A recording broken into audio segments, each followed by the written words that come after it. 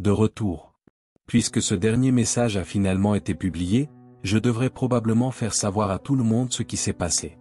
Considérez ça comme un service public. Si jamais vous vous perdez sur une route de campagne, arrêtez-vous et utilisez votre GPS pour rentrer chez vous avant qu'il ne soit trop tard. On n'obtient rien de cet endroit, à part le syndrome de stress post-traumatique. Bordel de merde, par où dois-je commencer? Eh bien, par la station, je suppose. Vous savez que vous êtes un cas désespéré lorsque vous commencez à considérer une supérette merdique comme votre maison? Même si, pour être honnête, s'enivrer chaque jour a été d'une grande aide. J'admets librement que j'étais à moitié combatif en écrivant ce dernier message, et je comprends que ce que je vais vous raconter semble fou, mais c'est ce qui s'est passé. La station et la musique d'outre-tombe. Je ne pense pas l'avoir mentionné avant, je n'ai pas mentionné beaucoup de choses, mais ce dernier magasin passait constamment une station de radio étrange sur les haut-parleurs, et je ne pouvais pas comprendre comment l'éteindre. La musique était dérangeante, il n'y avait jamais de chant, juste des morceaux instrumentaux. Les airs étaient lents, presque apaisants le matin, puis ils devenaient plus rythmés l'après-midi, mais la nuit, ils jouaient des symphonies sombres et effrayantes. Celle-ci était bien au-delà de la simple musique d'ascenseur, elle sonnait comme l'orchestre personnel de Satan. J'étais généralement soulagé quand la femme se mettait à parler, c'était la même que celle des pompes à essence. Un moniteur accroché dans le coin arrière s'allumait pour montrer ses rapports, mais je ne pouvais pas changer de chaîne ni le faire s'allumer à un autre moment. Elle n'apparaissait généralement pas après les informations du soir, mais je suppose qu'il est logique qu'il y ait eu un dernier appel. Cependant, la version envoûtante de Breakfast at Tiffany's était presque plus que ce que mon cœur fragile pouvait supporter jusqu'à ce qu'elle soit interrompue par un message d'urgence. Puis, Olivia O'Neill est revenue avec une autre annonce spéciale. Salutations, habitants de Grass Grove, merci d'avoir choisi la Last Stop Station. Le magasin fermera dans 10 minutes. Veuillez rassembler vos derniers achats et procéder calmement vers la sortie en file indienne. Il n'est pas nécessaire de bousculer ou de crier. Les nettoyeurs n'arriveront pas avant minuit 1. Que Cyrus soit avec vous. Il était difficile de se concentrer sur ce qu'elle disait, j'étais trop occupé à regarder ses yeux. J'aurais pu halluciner, mais on aurait dit qu'ils étaient devenus noirs. Je ne sais pas quelle couleur ils étaient avant, mais c'était définitivement des yeux normaux toutes les autres fois où je l'ai vu, pas des orbes d'un noir de jet. L'arrivée des nettoyeurs. J'espérais que cela se terminerait rapidement, comme une balle dans la tête. Là une seconde est partie la suivante.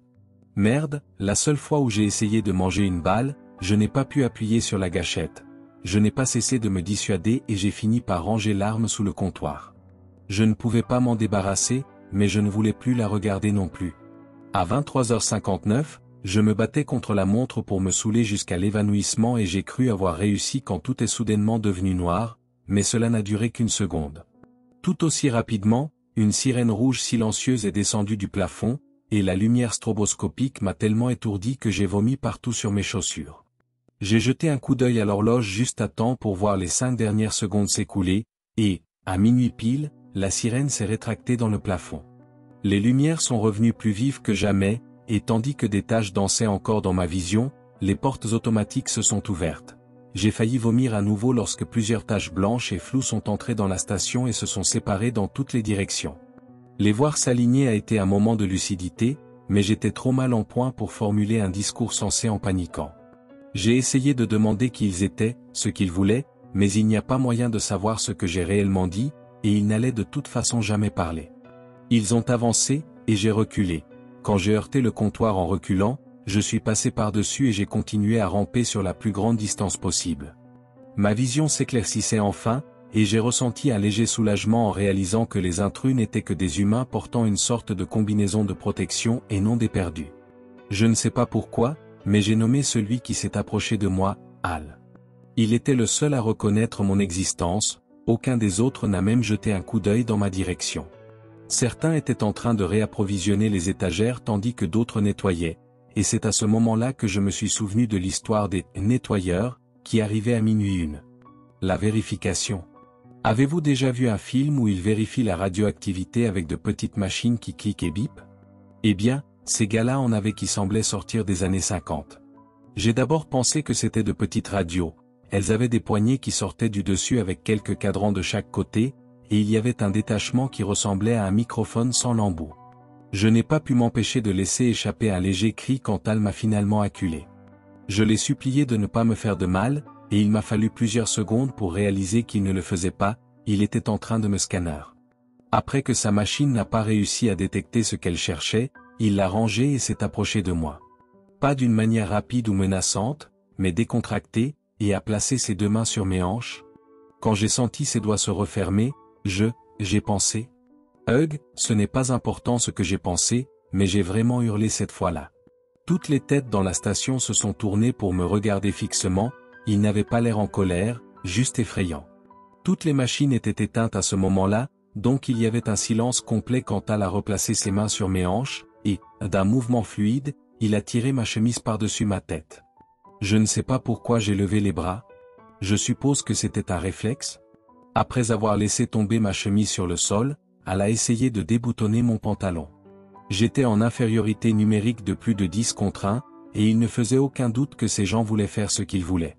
J'ai sauvé le peu de dignité qui me restait en jetant mon propre pantalon au sol, c'était mon seul choix.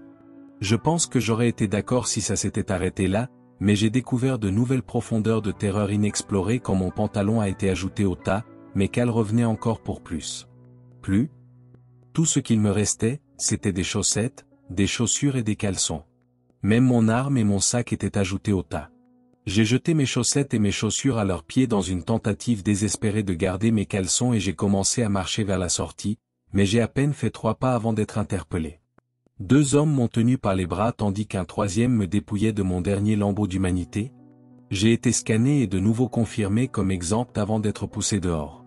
Je n'avais pas eu l'impression d'être allé quelque part, mais la station se trouvait soudainement dans un entrepôt avec assez d'éclairage pour imiter le soleil. Les murs métalliques environnants étaient un ajustement parfait, comme s'ils avaient été construits après que la station ait été placée là. C'était comme être sur le plateau d'un studio de cinéma. Où est-ce que je suis ? Ma voiture était toujours garée à côté de la pompe, et une équipe de nettoyeurs était occupée à la fouiller. J'envisageais un moyen d'en isoler un, trouver des vêtements était ma principale priorité même si c'était une de ces combinaisons étranges. C'est à ce moment-là que j'ai remarqué ce qui se trouvait au-delà du parking, un large chemin en béton. Je pouvais le suivre à droite ou à gauche. Il n'y avait pas de porte, juste des ouvertures coupées dans les murs, et en me tenant sur le chemin, je pouvais voir sur des kilomètres dans les 2 directions sans fin en vue. Je ne savais pas quoi faire, mais heureusement, je n'ai pas eu à me poser la question trop longtemps.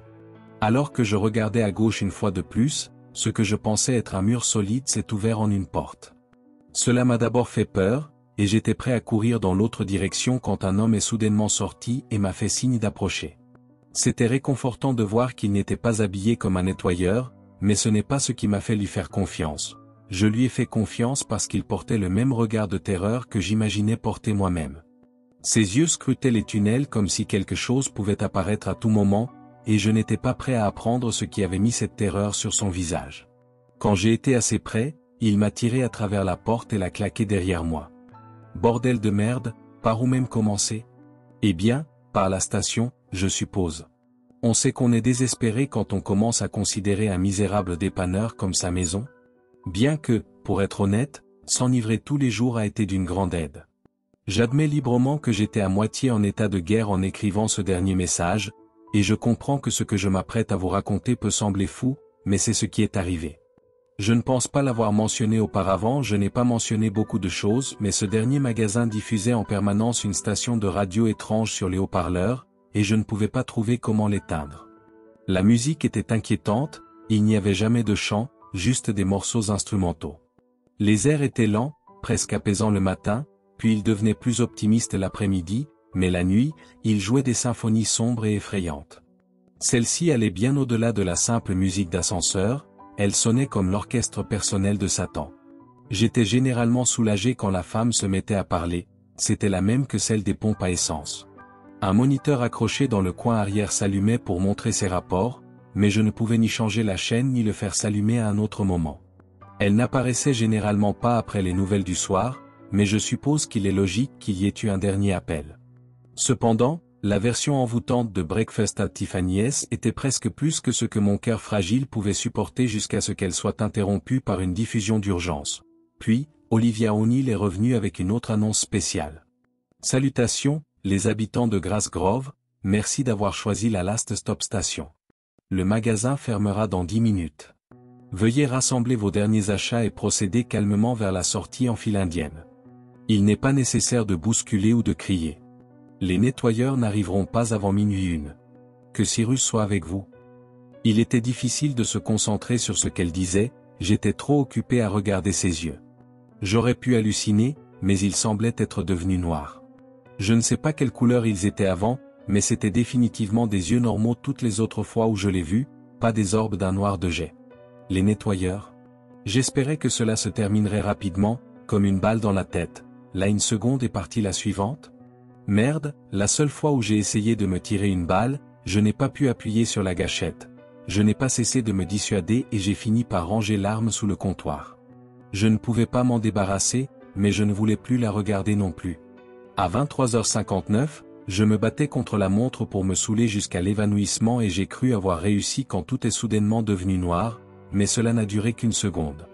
Tout aussi rapidement, une sirène rouge silencieuse est descendue du plafond, et la lumière stroboscopique m'a tellement étourdi que j'ai vomi partout sur mes chaussures.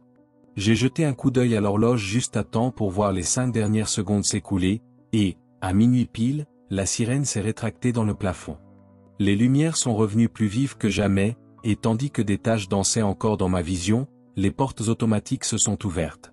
J'ai failli vomir à nouveau lorsque plusieurs taches blanches et floues sont entrées dans la station et se sont séparées dans toutes les directions. Les voir s'aligner a été un moment de lucidité, mais j'étais trop mal en point pour formuler un discours sensé en paniquant. J'ai essayé de demander qui ils étaient, ce qu'ils voulaient, mais il n'y a pas moyen de savoir ce que j'ai réellement dit, et ils n'allaient de toute façon jamais parler. Ils ont avancé, et j'ai reculé. Quand j'ai heurté le comptoir en reculant, je suis passé par-dessus et j'ai continué à ramper sur la plus grande distance possible. Ma vision s'éclaircissait enfin, et j'ai ressenti un léger soulagement en réalisant que les intrus n'étaient que des humains portant une sorte de combinaison de protection et non des perdus. Je ne sais pas pourquoi, mais j'ai nommé celui qui s'est approché de moi, Al. Il était le seul à reconnaître mon existence, aucun des autres n'a même jeté un coup d'œil dans ma direction.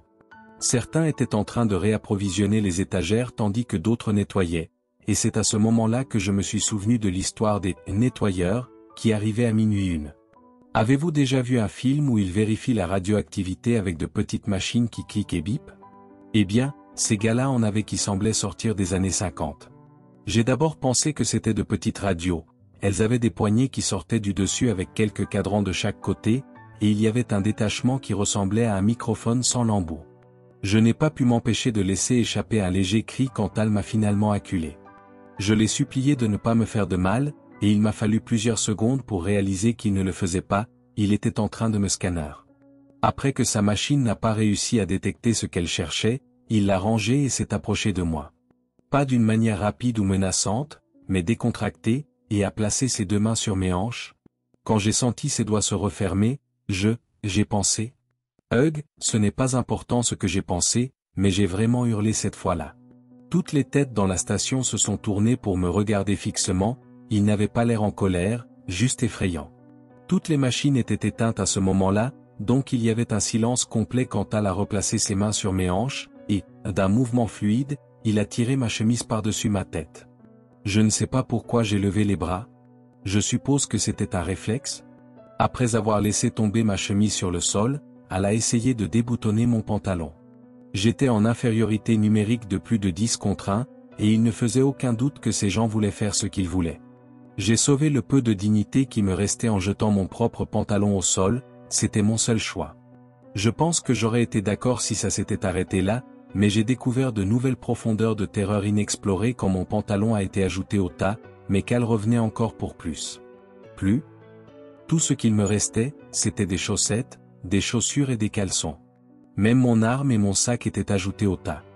J'ai jeté mes chaussettes et mes chaussures à leurs pieds dans une tentative désespérée de garder mes caleçons et j'ai commencé à marcher vers la sortie, mais j'ai à peine fait 3 pas avant d'être interpellé.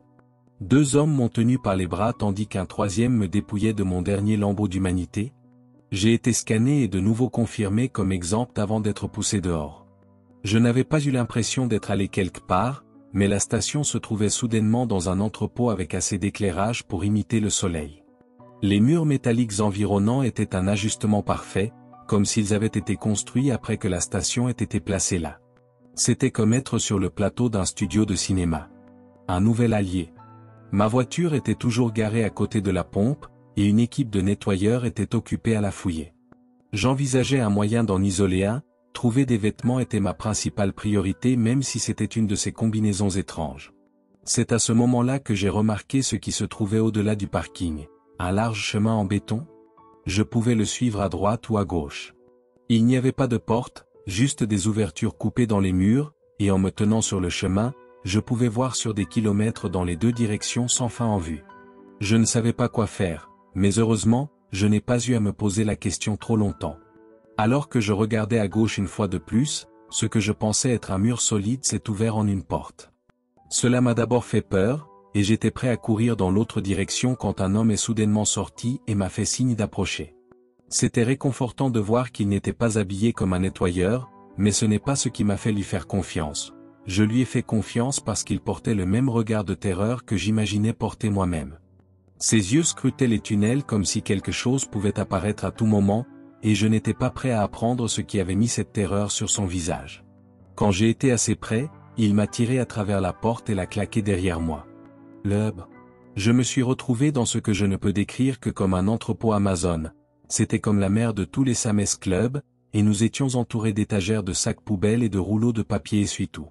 Je ne savais pas quoi dire, alors j'ai choisi de rester silencieux en cachant maladroitement mon intimité avec mes mains. Tiens, mec. Utilise ça pour l'instant, et je vais t'amener prendre des vêtements avant qu'on se sépare. Je m'appelle Doug, au fait. Il a déchiré une boîte de sacs poubelles de taille industrielle et m'en a jeté un. Je l'ai enroulé autour de ma taille et je me suis présenté pendant qu'il nous guidait à travers des allées interminables de fournitures diverses. Parfois, il s'arrêtait pour mettre quelque chose dans son sac, mais nous ne nous sommes jamais arrêtés plus de quelques secondes. Il était mince et quelques centimètres plus grand que moi, avec de longs cheveux attachés en chignon pour homme, et il portait une chemise orange avec un short de bain à motif de fleurs blanches et bleues. J'aurais pensé qu'il avait mon âge, mais sa voix grave le faisait paraître plus vieux. Son sac était du genre que les campeurs emportent pour des excursions d'une semaine, et il semblait ne pas pouvoir contenir un seul article de plus sans que les coutures ne lâchent. J'avais d'innombrables questions, mais je ne savais pas par où ni comment commencer. Finalement, j'ai opté pour « Où sommes-nous » ? C'est une question assez lourde de sens, mon ami. Si tu es ici, tu as dû rester dans une station après le compte à rebours de minuit, ce qui signifie que les nettoyeurs sont venus et t'ont enlevé tes vêtements. C'était la pire partie pour moi, mais on dirait que tu ne t'es pas défendu, homme intelligent. Regarde ça. Il a soulevé sa chemise pour révéler une horrible cicatrice de brûlure circulaire légèrement plus grande qu'une pièce de 25 cents. Quand un nettoyeur a tendu la main vers son pantalon, Doug l'a frappé au crâne, il en a résulté qu'un second nettoyeur a sorti ce qui semblait être une matraque de police, mais c'était en fait quelque chose de plus proche d'un aiguillon à bétail. Doug a décrit la sensation comme étant électrocuté avec un fer à marquer, et cela l'a instantanément rendu inconscient. Quand il s'est réveillé, il était allongé sur un chemin en béton juste au-delà du parking de la station, et tout son corps semblait en feu. Sachant qu'il ne pouvait pas rester là, il a commencé à ramper à travers le tunnel. Depuis combien de temps es-tu exactement ici ? La prise de conscience qu'il était piégé ici assez longtemps pour que cette blessure guérisse a ajouté une nouvelle couche de peur à la situation. Pas moyen de savoir, c'est trop facile de perdre la notion du temps par ici. Tu essaieras de compter les dimanches pendant un moment, mais c'est impossible. Il n'y a pas de fenêtre pour savoir s'il fait jour ou nuit, et si tu as une nouvelle montre ou un nouveau téléphone, tu verras qu'ils sont inutiles dans la plupart des endroits. Les montres ne fonctionnent pas du tout, et les téléphones semblent changer au hasard en fonction de ton emplacement. Il était difficile d'apprécier l'ampleur de ces mots, une mère de portant à vêtements se trouvait juste devant, et se promener nu dans un magasin peut être terriblement distrayant. Sommes-nous seuls ici ? Y a-t-il d'autres nettoyeurs ? Elle est perdue ? S'il te plaît, dis-moi que c'est autre chose ? Nous sommes seuls pour l'instant. Il m'a coupé avant que je ne puisse parler des vrais monstres. Tous les nettoyeurs sont dehors en train de préparer les stations pour une autre semaine de service, et nous serons loin avant que les premiers groupes ne reviennent. Je ne viens ici qu'une fois par semaine pour réapprovisionner les fournitures, et, parfois, je glane des informations en chemin. À cette occasion, j'ai entendu dire qu'il y avait un autre abandonneur dans les tunnels et j'ai décidé de voir si je pouvais attirer ton attention. Je ne serais pas sorti ni ne t'aurais crié dessus, cependant, rien de personnel, je ne peux juste pas prendre ce genre de risque. Quoi qu'il en soit, mets des vêtements, et ne quitte pas cet endroit, je serai de retour dans 60 secondes. Attends, non?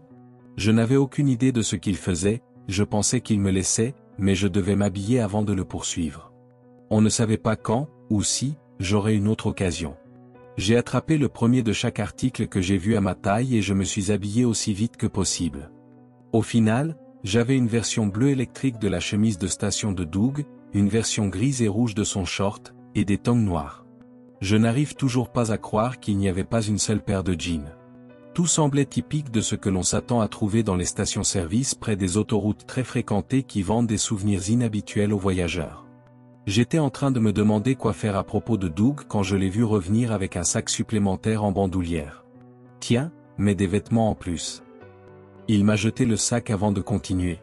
Les dimanches sont le seul jour où il est sûr d'entrer dans le hub, essentiellement, c'est là que les nettoyeurs vivent, et si tu es attrapé chez eux, ils te mettront aussi sur les étagères. Je te promets, tu ne veux pas de ça? Il a grincé des dents rien que d'y penser, et je n'ai pas insisté sur le sujet. Mais comment on sort? Je suis loin de chez moi depuis trop longtemps, ma famille doit me croire mort. Désolé, mec, tu devrais peut-être dire au revoir à ton ancienne vie. C'est plus facile comme ça, certaines personnes choisissent même un nouveau nom, mais nous pleurons tous différemment. Fais juste ce qui te semble juste pour toi. Mais qu'est-ce que c'est cet endroit? Ça n'a aucun sens? Où sommes-nous? Je me fichais si ma voix se brisait, j'avais besoin de vraies réponses. Doug a regardé sa montre pour la 100e fois et a poussé un long et profond soupir. Je vais te dire ce que j'ai entendu, mais c'est à toi de choisir d'y croire ou non. De plus, nous n'avons presque plus de temps, alors continue de bouger ou tu seras laissé pour compte. C'était bien. Après tout ce que j'avais vécu, je pensais que j'étais prêt à croire n'importe quoi. As-tu déjà entendu parler des légendes de jeu? Celles où tu fais quelque chose d'incroyablement dangereux pour avoir une chance de gagner quelque chose du diable? C'est généralement un vœu ou une sorte de fortune, mais il y en a des tonnes, le jeu de l'infini et le jeu de minuit sont assez populaires, par exemple. Comme Bloody Mary ou Candyman? Je n'aimais pas du tout où cela allait. Eh bien, en quelque sorte, tu es sur la bonne voie, mais ceux-là sont faux et seulement pour faire peur. Ceux dont je parle sont bien trop réels. La première chose que tu dois accepter est que les démons existent, ils viennent de toutes les formes et de toutes les tailles, mais il y a un groupe d'élite qui est incontesté en pouvoir, presque divin. Les âmes sont la monnaie, la nourriture et le carburant qui soutiennent leur pouvoir, mais les collecter peut être un peu délicat. Un démon ne peut pas simplement prendre une âme par la force, elle doit être donnée librement. Et même les humains qui ne croient pas aux âmes ont tendance à devenir protecteurs quand on leur demande de s'en séparer. Alors, que font-ils? Ils créent une situation qui te donne envie de la donner. Tu me suis? En quelque sorte, tu veux dire que c'est comme le carrefour du diable ou le truc avec le violon doré? Il a réfléchi un instant. Plus près, mais ils ne font plus les choses comme ça depuis des décennies. Les affaires étaient au ralenti, les gens n'y croyaient plus. Tu sais ce qu'on dit des choses trop belles pour être vraies? Mais si tu ajoutes un élément de défi, quelque chose pour équilibrer l'effort avec la récompense, alors les gens y croient. Donc, quelque part dans ce labyrinthe de folie, tu dis qu'il y a un démon qui me renverra chez moi en échange de mon âme. C'était une affaire de merde, mais j'étais prêt à l'accepter, c'est à quel point ma famille me manquait. PFT, bien sûr que non, mec. Ce jeu n'est pas actif, c'est juste une relique du passé que personne n'a pris la peine de fermer. Il n'y avait aucune raison ou rime pour arriver ici, c'était pratiquement basé sur le hasard. Le connard qui le dirigeait s'est fait un nouveau jeu où les pigeons alternent entre tourner à gauche et à droite pour jouer. Je ne sais pas ce qui se passe après ça, mais c'est clairement plus lucratif que cet endroit. Maintenant, nous sommes juste coincés ici pendant que tout fonctionne essentiellement en pilote automatique. Il m'a fallu quelques minutes pour répondre. Ce n'est pas que je ne le croyais pas, aucune autre explication ne correspondait au scénario. J'étais juste choqué. Cela signifie-t-il que les nettoyeurs sont le seul danger ici? Je savais que c'était trop beau pour être vrai quand je l'ai dit, mais, je ne sais pas, que peut-on dire d'autre à un moment pareil? Il aurait pu simplement dire non, il n'avait pas à rire. Ah, j'aimerais bien. Cet endroit ne serait pas si mal si. Il s'est arrêté soudainement et a fait marche arrière, me tirant avec lui, le bruit de pas pouvait être entendu au loin, et il devenait plus fort. L'allée où nous étions contenait des packs d'eau en bouteille alignés sous l'étagère du bas, et Doug s'est précipité pour dégager un espace parmi eux. J'ai aidé dès que j'ai compris son intention, mais je n'ai jamais pensé que nous pourrions réellement y tenir. Dieu merci, je me suis trompé. Il y avait un espace d'1,20 m derrière la pile, et il courait sur toute la longueur des allées entre lesquelles nous étions coincés. Une fois que nous nous sommes glissés sous l'étagère, nous avons tiré l'eau en arrière pour couvrir notre entrée et nous avons attendu en silence alors que les nettoyeurs continuaient de se rapprocher. C'est là que nous avons réalisé qu'il y avait un autre son mélangé au pas, un que nous ne pouvions pas vraiment identifier jusqu'à ce qu'il ne soit qu'à quelques mètres de nous. C'était le son de quelque chose d'humide et de collant traîné sur le sol, mais rien n'était discernable à travers les petites fissures de notre cachette. Doug savait déjà ce que c'était, je pouvais le voir à l'expression de son visage, mais il a juste secoué la tête face à mon regard curieux. Nous avons attendu qu'il soit bien sorti de notre voisinage avant de ramper dehors, et les épaisses traînées de sang ont confirmé la peur que je ne voulais pas reconnaître. Survivre dans les tunnels. Pourquoi ne m'ont-ils pas simplement tué tout de suite si c'est la fin du jeu? Je ne m'attendais pas à obtenir une réponse, mais il y en avait bien une. Parce qu'ils n'ont pas été programmés pour tuer les humains collectés dans les stations, ils sont destinés à nous déshabiller pour la conversion. Lorsque le jeu était encore actif, il grouillait de démons de bas niveau qui emmenaient les humains une fois qu'ils étaient nus. Personne ne sait exactement ce qui leur a été fait, mais quand ils sont revenus, c'étaient des nettoyeurs.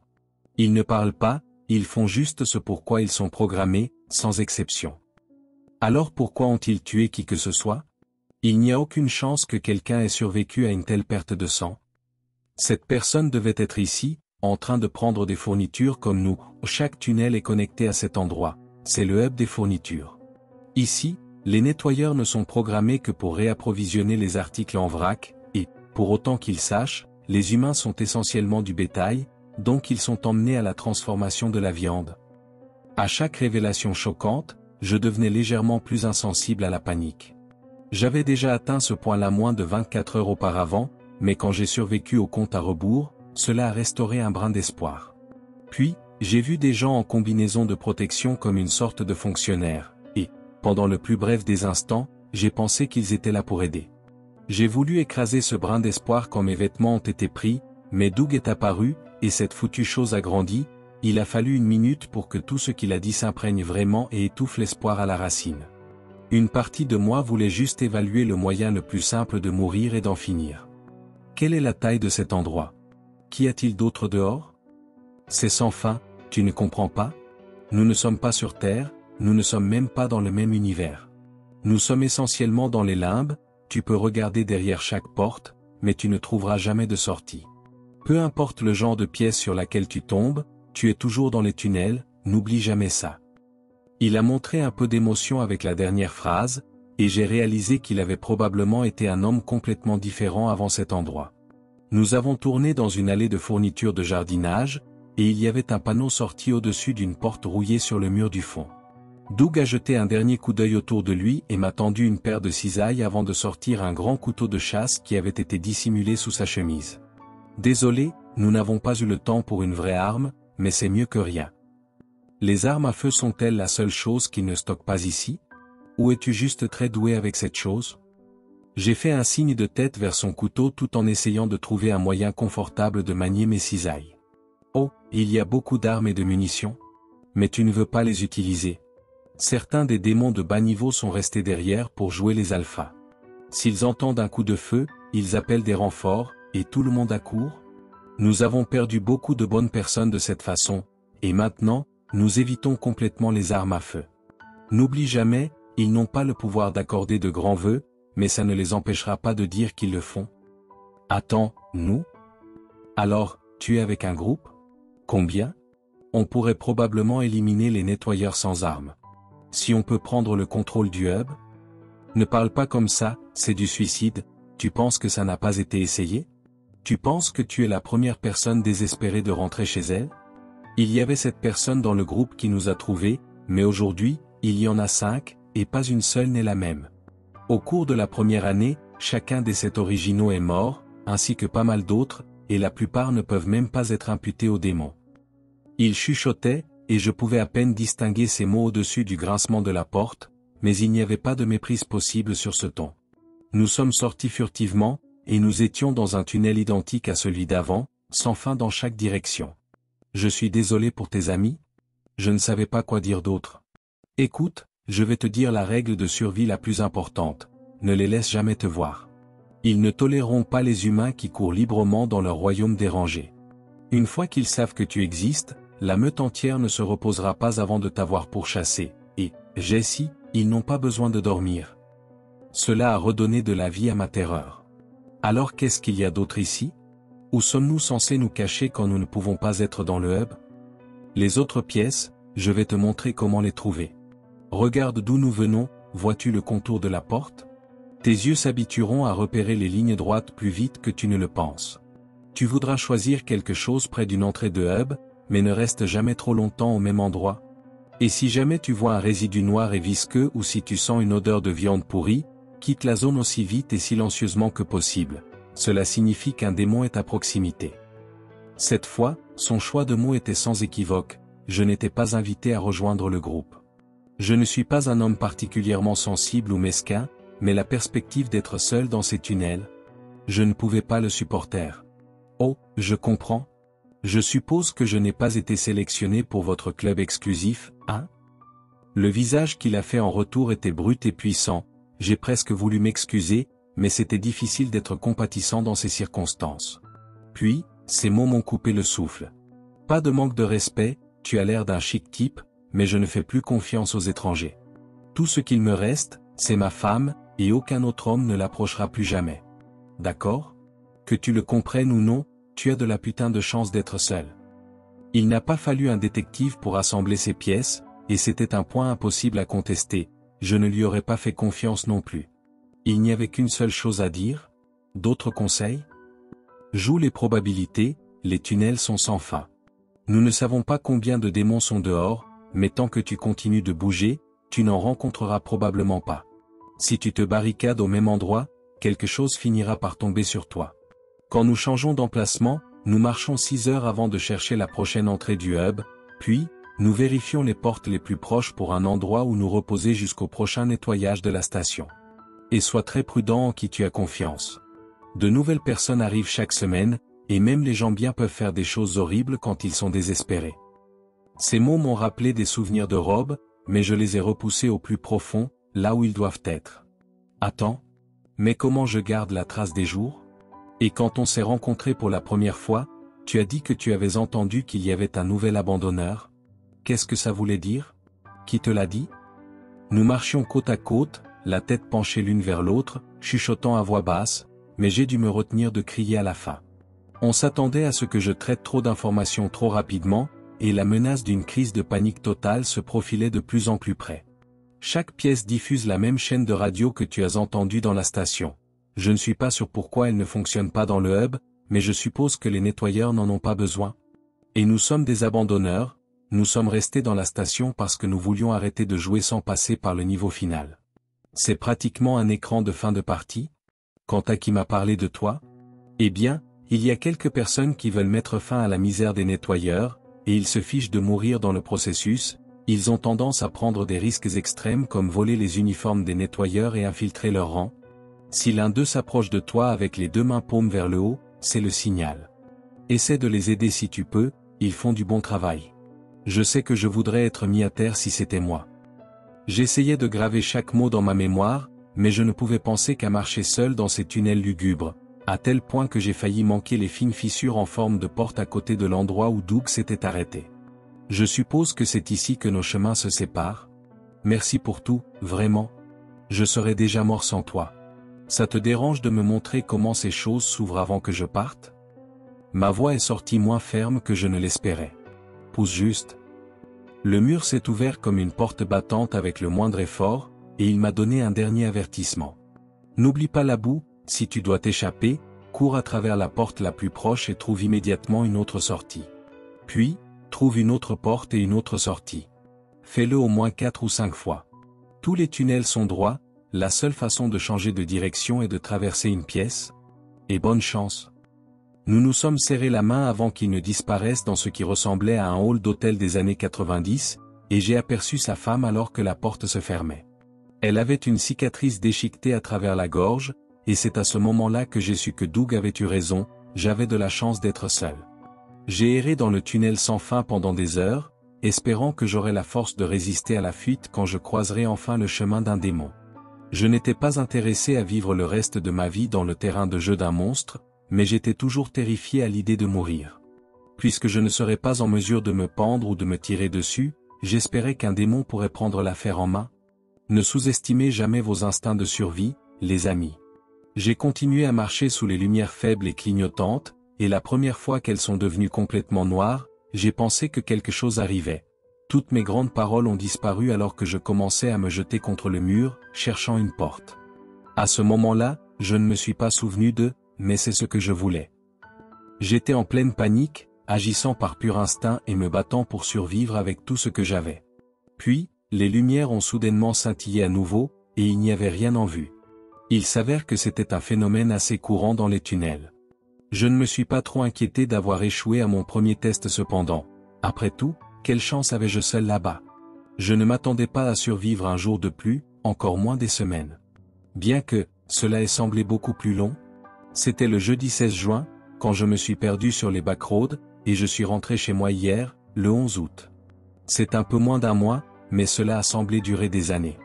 Ces pièces pouvaient vraiment être n'importe quoi, et elles étaient complètement aléatoires.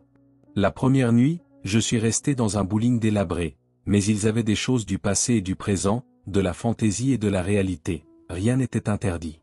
J'ai dormi dans le Faucon Millenium, et j'ai dormi sur des bancs dans des gares routières. Quand on n'a personne avec qui partager les bonnes choses, des trucs comme ça perdent tout leur sens rapidement. Je quittais la Maison Blanche hier quand j'ai remarqué des touffes de boue noire qui tachaient les murs devant moi et qui coulaient du plafond.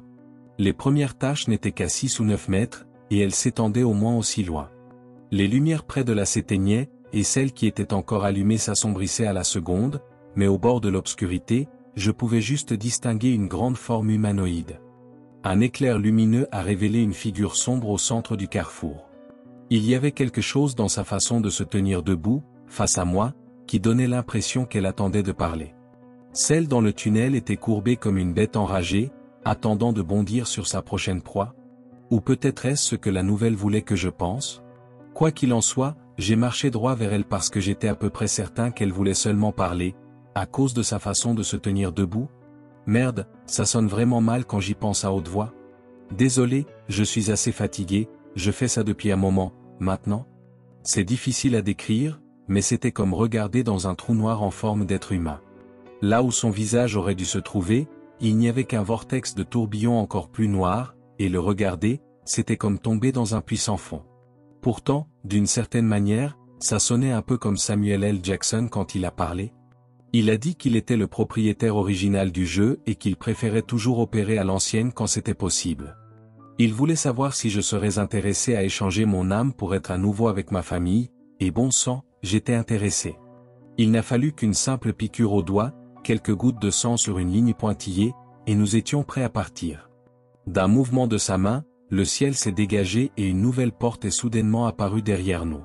Elle s'est ouverte sur ma cour avant, et j'ai couru à travers sans jeter un autre regard au démon. Tout semblait et sentait exactement comme il se devait, et la voiture de ma femme était dans l'allée. Elle savait qu'il y avait plus à mon histoire que de m'être perdu, mais elle m'a donné du temps avec les enfants avant de me faire m'expliquer, et j'ai apprécié cela. J'apprécie aussi le fait qu'elle ne soit pas au courant de mon contredit.